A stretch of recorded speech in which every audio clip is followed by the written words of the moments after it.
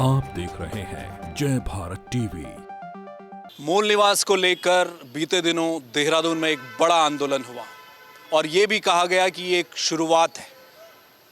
प्रदेश भर से जो लोग थे वो यहाँ जुटे थे, विपक्ष भी मैदान में डटा था। लेकिन सत्ताधारी भाजपा की दिक्कत इस बात से नहीं है कि आम जनता मूल निवास की बात कर रही है, भले ही वो कितनी बड़ी संख्या में आ जाए, कहीं ना कहीं सरकार और भाजपा उन्हें कैसे न कैसे मना लेगी, उनका विश्वास है। लेकिन विपक्षी दल कांग्रेस झंडा लेकर जब मूल निवास के लिए खड़ा हो गया तो बीजेपी की दिक्कतें बढ़ी और हमलावर भाजपा कांग्रेस पर हुई है मूल निवास को लेकर। हम चर्चा करेंगे। हमारे साथ कांग्रेस की मुख्य प्रवक्ता गरिमा मेहरा दसोनी है। मैम, बीजेपी कह रही है आपको तो कोई अधिकार ही नहीं है मूल निवास का, क्योंकि अब आप मूल निवास की बात कर रहे हैं, मांग कर रहे हैं। एक वक्त ऐसा था कि आपकी सरकार ने ही मूल निवास बनाने बंद कर दिए थे। नहीं, बिल्कुल ये गलत बात है। मैं अगर आपको बताऊं तो भाजपा तो उत्तराखंड हितैषी कभी रही नहीं। आप देखिए, राज्य गठन से लेकर आज तक हम स्थायी राजधानी के लिए 23 साल बाद भी तरस रहे हैं। इस मामले को किसने लटकाया और भटकाया? भारतीय जनता पार्टी की अंतरिम सरकार ने। 2004-05 में स्वर्गीय पंडित नारायण दत्त तिवारी जी इन्हीं समस्याओं को लेकर स्थायी प्रमाण पत्र लेकर आए और डेफिनेटली समय के साथ उसमें लोगों को खामियां नज़र आ रही हैं। जो भी उसमें लूप होल्स हैं, जो उसमें कमियां रह गई, पंडित नारायण दत्त तिवारी जी ने अपने समय काल के हिसाब से स्थायी प्रमाण पत्र का प्रावधान किया। लेकिन अगर ओवर द इयर्स उत्तराखंड की जनता को लगता है कि उनके साथ अन्याय हुआ है, कहीं ना कहीं उनके साथ अनदेखी हो रही है, तो इसके जो लूप होल्स हैं उसको ठीक करने का काम प्रेजेंट गवर्नमेंट का था। तो कहने का अर्थ यह है कि एक सरकार विकास करती है या नीति लाती है, योजना लाती है, वो समय काल परिस्थिति के अनुसार आने वाली सरकारों को बदलना चाहिए। जो पंडित नारायण दत्त तिवारी जी लाए वो अपने आप में उत्तराखंड के हित में था और एक माइलस्टोन है 2004-05 का जो स्थायी प्रमाण पत्र का प्रावधान उन्होंने लागू किया। लेकिन उसके बाद से आप लगातार देखिए कि भाजपा ने ना सिर्फ उस रैली के दिन अपनी पैरेलल एक रैली कर दी, मोदी है ना कार्यक्रम के नाम से, वहीं भू बंदोबस्ती या भू कानून जो आज उत्तराखंड मांग रहा है, कहीं ना कहीं उसको सबसे बड़ा डेंट अगर किसी ने पहुंचाया है तो वो भारतीय जनता पार्टी ने पहुंचाया है। एक सशक्त भू कानून उत्तराखंड में था, चाहे वो खंडूरी जी के समय पर ले लीजिए, पंडित नारायण दत्त तिवारी जी के समय पर ले लीजिए। बाहरी लोगों को खुली नहीं थी ज़मीनें, एक लिमिटेड एरिया था जो वो खरीद कर सकते थे और कृषि भूमि बिकाऊ नहीं थी, गैरसैंण की भूमि बिकाऊ नहीं थी। ऐसे में, क्योंकि वो हमारी प्रस्तावित राजधानी है, तो ऐसे में 2018 का वो जो काला साल आया, काला दिन मैं कहूँगी 6 दिसंबर 2018 को, जिस दिन त्रिवेंद्र रावत जी अपनी प्रचंड बहुमत की सरकार की हनक में, उसके अहंकार में, उन्होंने जमींदारी विनाश अधिनियम में संशोधन करके विधेयक पारित कर दिया विधानसभा में और ओपन फॉर ऑल कर दी हमारी भूमि। यानी उद्योगपति आए, उत्पादककर्ता आए और जितनी चाहे कृषि भूमि खरीदें। गैरसैंण में जाकर भूमि देखिए आप, कितने अधिकारियों ने, नेताओं ने आनन फानन में ले ली। और अगर आप कांग्रेस का कार्य देखें तो गैरसैंण क्योंकि एक केंद्र बिंदु था हमारे राज्य आंदोलन का, हमारे शहीदों ने उसी की परिकल्पना की थी, तो आज गैरसैंण में जो इंफ्रास्ट्रक्चर है वो कांग्रेस की देन है। कोई इससे इनकार नहीं कर सकता कि इतना बड़े स्तर पर काम गैरसैंण में जो हुआ, जो विधान भवन बने, जो एमएलए हॉस्टल्स बने, जो मंत्रियों के आवास बने,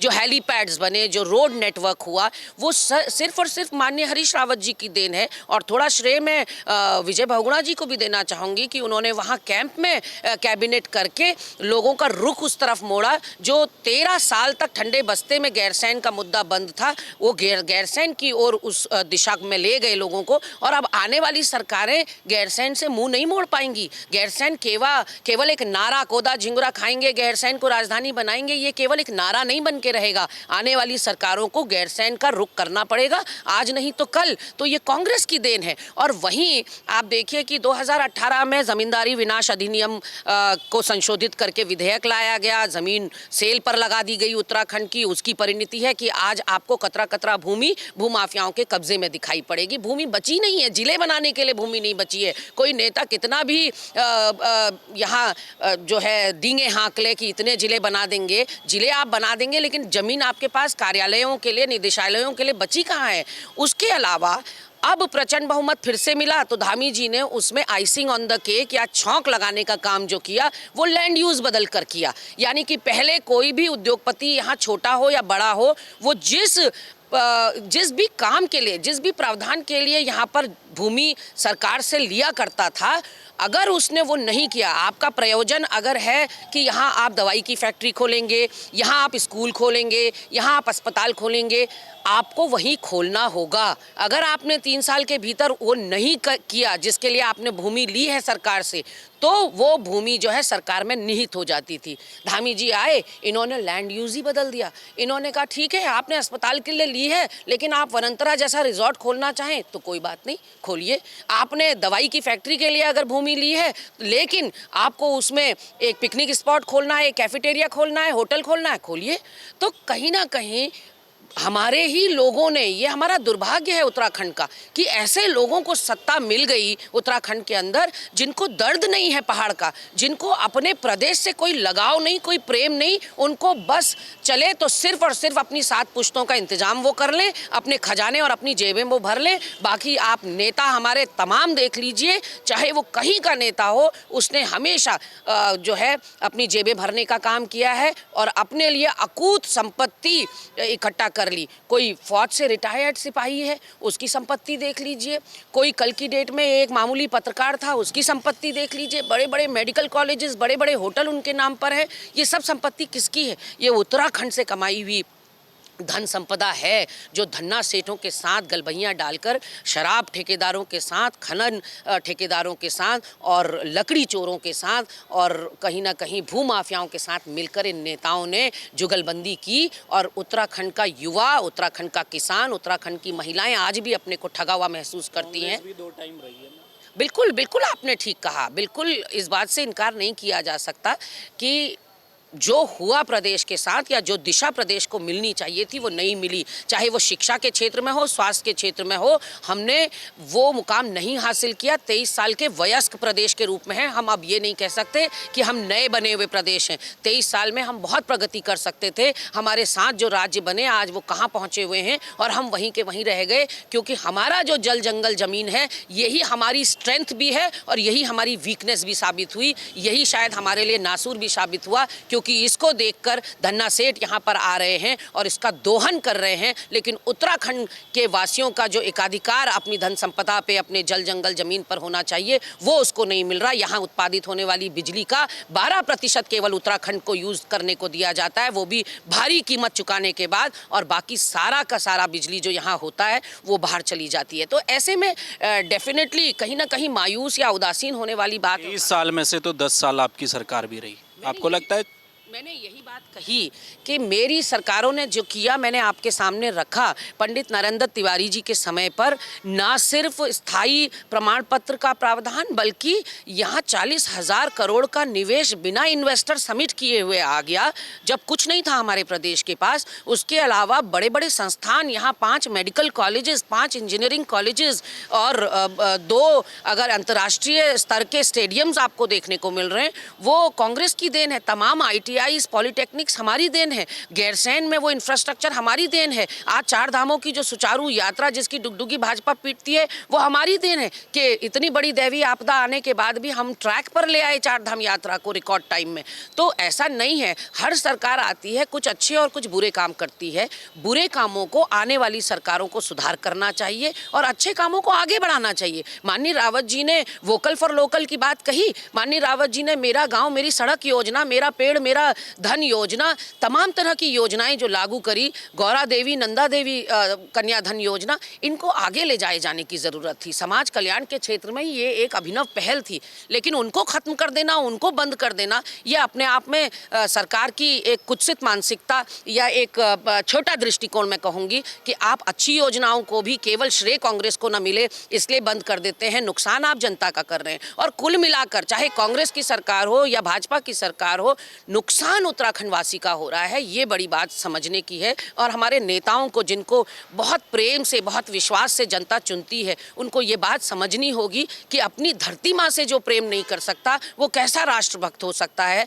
हमारी धरती माँ आज गिरवी पड़ी हुई है धन्ना सेठों के पास, बाहरी लोगों के पास। बाहर के लोग, आप तमाम बिल्डर्स उठाकर देख लीजिए, आपको उत्तराखंड मूल के बिल्डर यहाँ नजर नहीं आएंगे। हमारे सिलक्यारा टनल में क्या हुआ, 41 मजदूर फंसे, उनमें से 90% जो हैं बाहरी मूल के थे। तो हमारे लोगों को रोजगार नहीं है, हमारे लोगों के हाथ खाली पड़े हुए, उनसे कहा जा रहा है पकौड़ा तल लो।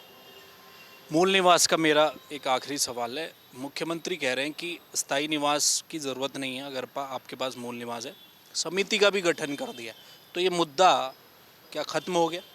स्थायी निवास, पहले तो मैं बताऊं कि माननीय पंडित नरेंद्र तिवारी जी के द्वारा लाया गया है, और मूल निवास की दिशा में या स्थायी निवास की दिशा में भाजपा ने तो एक पत्ता भी नहीं हिलाया कभी, न भू कानून के मामले में एक पत्ता भाजपा ने हिलाया है। यानी कि इसीलिए मैंने कहा कि जितने भी उत्तराखंड विरोधी फैसले होते हैं उसके लिए भाजपा पर्यायवाची आज बन चुकी है। अगर हम मूल निवास की बात करें तो आज उत्तराखंड की जनता, जो मूल निवासी है, वो अपनी अनदेखी देखकर पीड़ा में है। ऐसे में ये एक गहन जांच का विषय है, व्यापक विमर्श का विषय है कि आखिर किन लोगों को मूल निवास प्रमाण पत्र यहाँ मिलना चाहिए। कुछ लोग ऐसे हैं, देखिए, जो पहाड़ी मूल के नहीं हैं लेकिन उसके बावजूद पीढ़ियों से वो जुड़े हुए हैं। क्या पूरे हरिद्वार को आप स्वाइप ऑफ कर देंगे? क्या पूरे उधम सिंह नगर को आप स्वाइप ऑफ कर देंगे तराई भाबर के लोगों को कि वो उत्तराखंडी है ही नहीं, उनको मूल निवास मिलना ही नहीं चाहिए? पीढ़ियाँ देखनी पड़ेंगी कि कौन कितनी पीढ़ी से यहाँ रह रहा है। उसके लिए ज़रूरी नहीं है कि वो उत्तराखंडी या पहाड़ी मूल का हो, लेकिन अगर उसकी पीढ़ियां यहाँ बरसों बरसों से यहाँ बसी हुई हैं। प्रेमनगर इलाका आप देख लीजिए, 1950 के आए हुए वो लोग हैं। ज़रूर वो कुमाऊनी गढ़वाली नहीं है, लेकिन वो उत्तराखंड में बसे हुए लोग हैं। तो ऑल ऑफ अ सडन आप उनको डिसोन नहीं कर सकते। इसीलिए मैंने कहा कि इस पर विचार विमर्श करे जाने की ज़रूरत है कि कितनी पीढ़ी से व्यक्ति यहाँ पर रह रहा है, क्या उसका प्रदेश के लिए योगदान है और क्या उसको लाभ या अधिकार उत्तराखंड से प्राप्त होने चाहिए। इसीलिए माननीय अध्यक्ष जी ने अपनी प्रेस कॉन्फ्रेंस में भी इस बात को कहा कि हम पॉलिटिकल अफेयर्स कमेटी बुलाएंगे। हमारी कमेटी इस बात पर विचार विमर्श करेगी कि इस पर क्या किया जाना चाहिए। हम उत्तराखंड के हितैषी हैं, उत्तराखंड के जनता का जिसमें हित होगा कांग्रेस पार्टी वही निर्णय लेगी। आज तक भी वही निर्णय लेते आए हैं। बहुत शुक्रिया, बहुत धन्यवाद। देखिए, मूल निवास का जो मुद्दा है वो तलवार की धार की तरह है। दोनों राजनीतिक दल इस बात को समझते हैं। अगर 1950 की कट ऑफ लागू होती है तो पहाड़ों में वो जो मूल निवासी हैं उनकी संख्या कितनी है? क्या देहरादून, हरिद्वार, उधम सिंह नगर की बड़ी पॉपुलेशन, बड़ा वोट बैंक जिसको आप कह सकते हैं, वो यहाँ मौजूद है? सुनवाई किसकी होगी, बड़े वोट बैंक की या छोटे वोट बैंक की? ये दर्द है राजनीतिक दलों का। इसीलिए मूल निवास के मुद्दे पर बीजेपी और कांग्रेस दोनों एक ही लकीर पर खड़े नज़र आ रहे हैं। आने वाले वक्त में ये मुद्दा कैसे, कब तक कांग्रेस इस मुद्दे को पकड़ कर रख पाएगी, क्योंकि मुख्य प्रवक्ता ये कह रही हैं कि अभी पॉलिटिकल अफेयर्स की बैठक करनी है। कांग्रेस ने तय नहीं किया है कि मूल निवास पर उन्हें करना क्या है, विचार करेंगे। बीजेपी मुख्यमंत्री की तरफ टकटकी लगाई देख रही है कि सीएम समिति का गठन कर दे तो बेहतर, यानी कि किसी तरह से इस मुद्दे को ख़त्म किया जाए और राजनीति किसी दूसरे मुद्दे पर हो। कैमरामैन मयूर उपाध्याय के साथ हेमभट्ट, जय भारत टीवी।